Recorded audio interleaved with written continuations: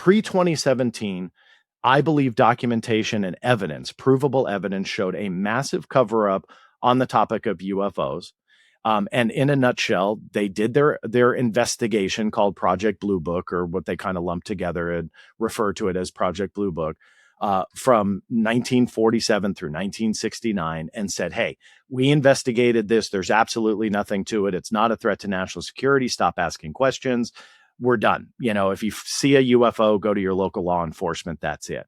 Documentation proved beyond any shadow of a doubt they can not only continued their interest, not only continued investigating, but there were incidents around the world that were going on through the 70s, through the 80s, through the 90s, even well into the 2000s, that were considered classified all the way up to the top secret level on UFOs, on things that they could not identify, and that they were still looking into this. There were projects that were even going out and collecting unidentified debris. Now, some argue during the Cold War, this was Soviet satellite systems and technology. I have no doubt about that. Absolutely, that is primarily what this program was called. It's called Project Moondust. But there was this rumor that they were also seeing other things as well on these recovery missions that they could not pin on the Soviets or any other country. And again, that was kind of the rumor. I had found a CIA document to show that they had a piece of what they did called UFO material. So it was connected to a UFO case. It was material about 7 years after the close of Project Blue Book. So the military and intelligence community said, hey, we don't want this anymore. But this piece of a UFO case, whatever it was marched into one of the scientific directors of the CIA.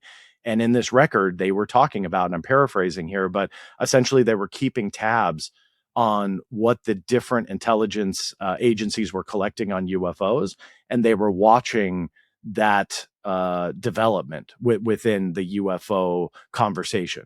So publicly they were saying one thing, but internally they had a piece of a UFO that they were marching through the halls of the CIA. So, and all that is provable, that's documented and came out through FOIA.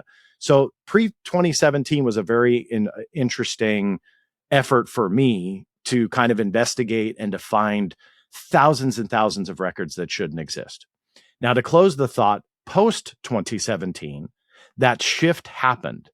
And so now the military and government starts talking about UFOs. That's primarily where everybody's interest is today, because it's more modern.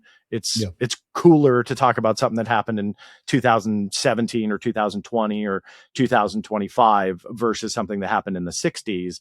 But that shift came with it an extra layer of secrecy, but nobody really talks about that. That extra layer of secrecy has created such a problem for people like me trying to access through the Freedom of Information Act material on unidentified aerial phenomena or UFOs or whatever you want to call them. Nobody talks about that part. Everybody talks about, wow, the government's talking about UFOs. This is great.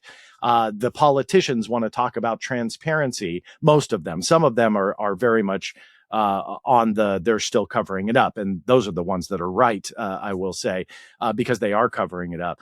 But a lot of, agency personnel, they're saying, hey, we've got this newfound era of transparency, and we are being as transparent as we can with the general public and releasing the information that we can.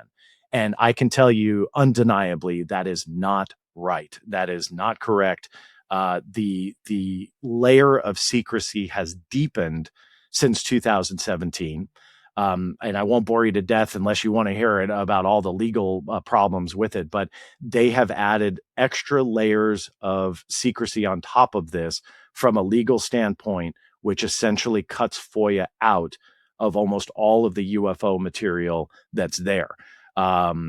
Interesting. And I have the documentation to prove it. The U.S. Navy specifically denied 100% of their UAP videos and their photographs across the board, 100%, saying that it was all exempt from essentially what they call exempt from disclosure, that they cannot legally release it, and they call upon multiple FOIA exemptions to do it.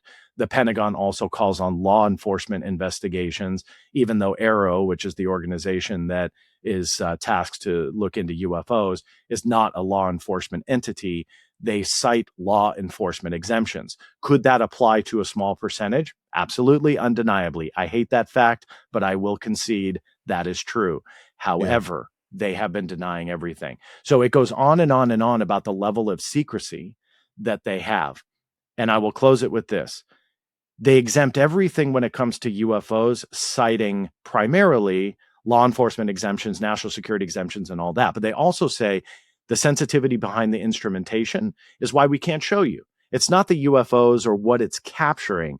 It's how it's being captured. Oh, I see what you're saying. Yeah. They don't want to show the capabilities. They don't want to show the capabilities. That makes sense, except when you look at the actual facts around the story. And the actual facts around the story is when the U.S. military captures a Russian jet spraying fuel on a highly classified platform called the MQ-9 Reaper drone, within 24 hours, they released the video like that.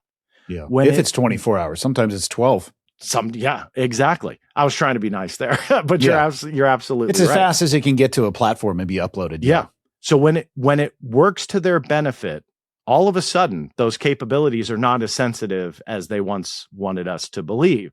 But when it comes to UAP material, they're like, oh no, it's too sensitive to release. That's a problematic. So sorry to go off on a tangent there, but I wanted to kind of button that story with there is an issue here specifically with UAPs they don't want us to talk about.